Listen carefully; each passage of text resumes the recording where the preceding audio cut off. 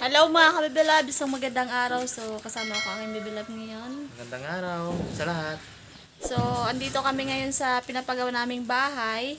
Sa Dream House. May natirang ginagawa si Purman. Yung hindi na plastering sa loob. So nagpa-plastering dito rin si nanay.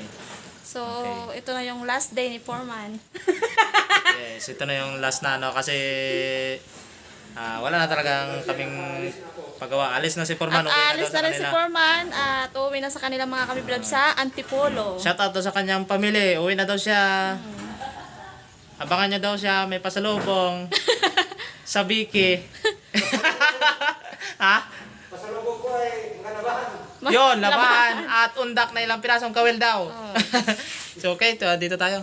Nag-plastering kasi si Foreman mga kabibilabs kaya nag-provide siya ng yung mix na semento hinalo para sa doon. Doon mga kabibilabs.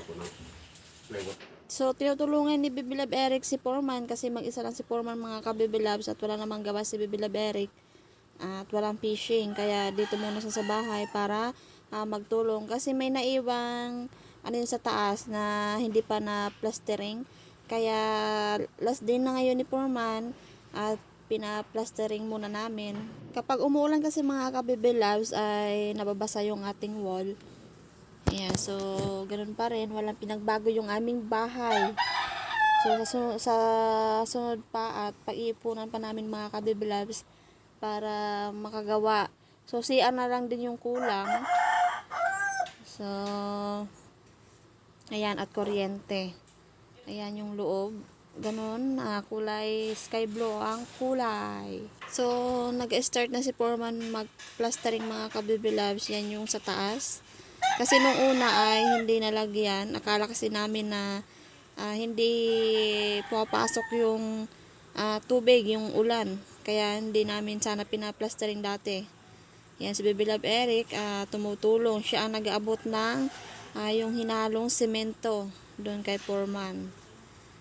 At pagkatapos nito mga ka-Baby Loves ay magsasaglit kami doon kay Nana at maghahatid ng isda yung kanina. Yung nag-ano kami yung sa Bike dahil madami mga ka-Baby Loves ay ibibigay namin yun kay Nana at ang iba ay bininta namin mga ka-Baby Loves at naka-4 kilo din kami. So ayan, andito rin si Nanay. Ayan. So naghahalo si Baby Love Eric ng semento. Siya daw yung labor ngayon. Basta bayaran ko lang daw siya ng 500 kiss.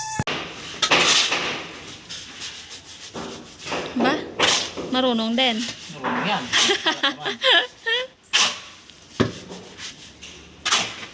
Pwede na. Pwede na. Saan? Malaki?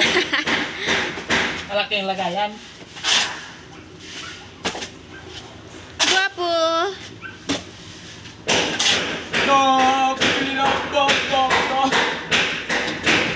Yan. Okay.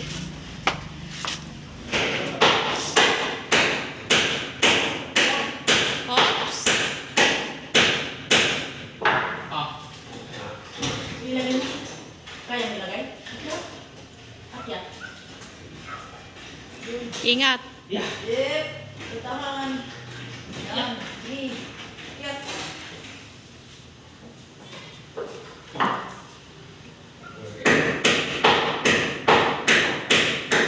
Ayan mga kabibalabs at iniwan muna namin sila Nanay at Foreman doon sa bahay kasi ngayon ay aalis na kami ni Bibalab Eric dahil hapon ng mga kabibalabs at makulimlim yung panahon, baka maabutan kami ng ulan. So pupunta na kami kay Nana para maghatid ng isda. Huli namin sa Sabike Ito nga. kanina mga kabibalabs. Kaninang Kaninang umaga. Yan. Yan. Kasi walang ulam sila doon. Kasi wala silang ulam mga kabibalabs kaya dinalhan namin ng isda pang ulam. Isda. Kawawa naman si Nana kasi hindi pa siya makapunta dito sa amin. Sariwa pa. Yes, at aking mga kapatid, mga kabibilabs ay hati-hati sila dito. So, tara mga kabibilabs at baka maulan na tayo. Okay. So, alis na kami mga kabibilabs. Yes.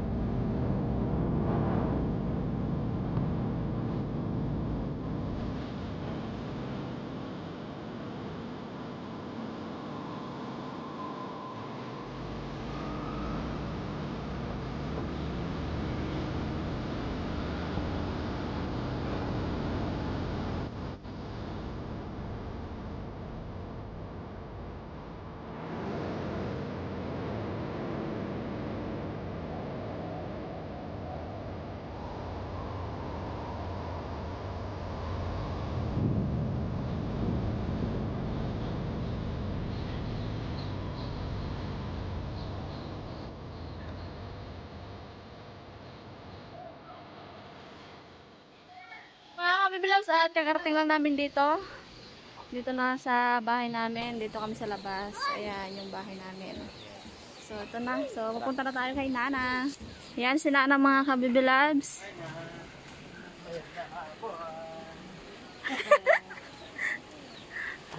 Tulong mo kami isda. Na? Ha? Bakit? Taure? Ay, iba man dali. Ayan mga kabibilabs, hindi kasi alam ni Nana na pumunta kami dito. Nag-ano daw siya ng, Nagawa siya ng ano. nagluto siya ng tahure, Tahure. pangulam. Ayan, yung gumagawa si Nana ng, yung ano, yung tulad sa cellphone, yung case ng kanyang ano yan, yung tali. Ayan, so kamusta ka na? Mabuti rin. At dito ang mga pamangkin. Ayan, makalat ang bahay mga kabibilabs dahil may mga bata. Ayan si Pakang. Hi Kang, bless dali, bless. Bless dali, bless. Bless. Bless. Bless. Wow, kagaling naman, kaganda-ganda eh. Gandang damit eh. Hi ikaw, hi, hi. Hi ikaw, hi. Ayan yung mga pamangkin ko mga kabibilabs. Ayan mga kabibilabs, at nagasaing si Nana para sa hapunan. So maya maya ay uuwi na rin kami mga kabibilabs dahil bukas ay mag-vlog sila Bibilab Eric sa Fishing Brothers. Ayan. Man. So hindi kasama si Nana. Hindi pa makasama sa kanila. Busy pa aking gawain. Marami. Yan. Linggo na lang ako bago magsama sa kanila. Yan mga kabibilab, sa linggo pa daw makakasama si Nana sa amin. Kasi busy siya. Ayan, so nagasaing. Tapos yung isda ay Dito na sa Cardero. doon na pala sa kaldero mga kabibilabs, niluto na ni Nana. Oh, yun, fighted. Ayan, masama daw siya eh. Yan. Walang pasalubong mga kabibilabs kasi hindi na kami dumaan sa bayan. Ang makukulit na mga pamangkin, gustong sumama. So ayun mga kabibilabs, at hanggang dito na lang. Yun lang ang aming update dito kay Nana. So uwi na kami mga kabibilabs.